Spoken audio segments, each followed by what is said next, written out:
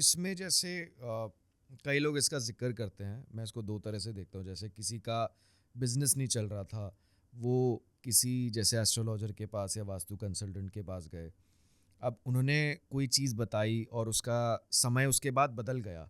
ये कैसे ये होता है ना, भगवान किसी ना किसी को जरिया बनाते हैं।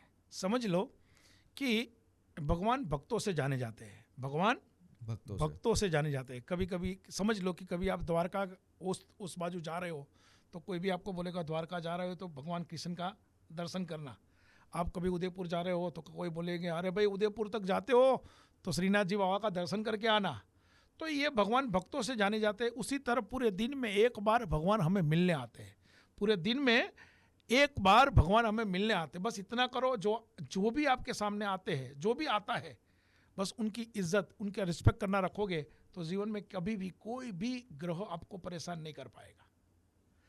तो ये जो आपने मुझे बोला, जो आपने बोला कि भाई समझ लो कि भाई हम लोग किसी पूजा पाठ करवाते हैं या किसी मंदिर में जाते हैं या कोई पूजा करवा के ऐसा सोचता है कि भाई ये करवाया तो मेरे लिए अच्छा हो गया। किसी ने किसी एस्ट्रोलॉजर को बुलाया, किसी ने किसी वास्तु एक्सपर्ट को बुलाया और दुकान में ऐसा करवाया, तो ये आपके भाग्य में है तो कोई ना कोई भगवान किसी ना किसी को भेजेगा। अब दूसरी बात, मैं एक बात बताऊं, दुनिया की हर एक व्यक्ति अपना भाग्य बदलने की कोशिश करता है। सही है?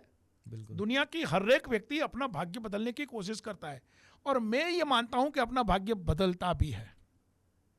मैं ये मानता हूं। तो भाग्य कैसे बदलता है? तो भाग्य 3 रीत से बदलता है। भाग्य ग्रहों के हिसाब से बदलता है, भाग्य कर्मों के हिसाब से बदलता है और भाग्य भूमि के हिसाब से बदलता है।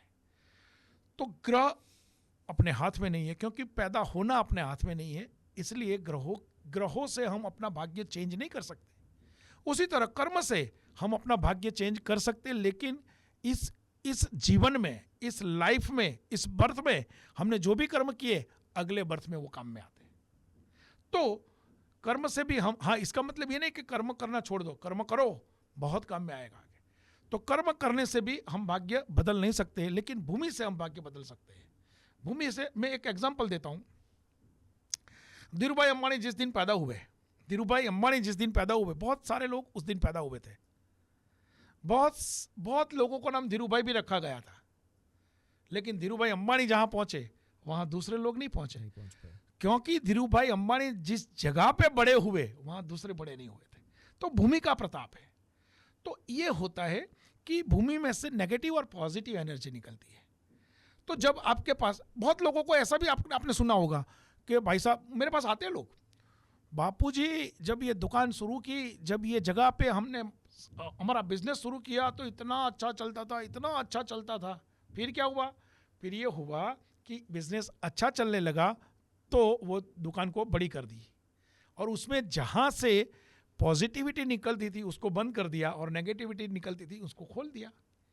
तो मैं ये मानता हूँ कि ऐसा होता है तो सबसे पहले आप ऐसे वास्तु एक्सपर्ट को बुलाइए जो विद्वान है, जो आपको मिसगाइड नहीं करेगा।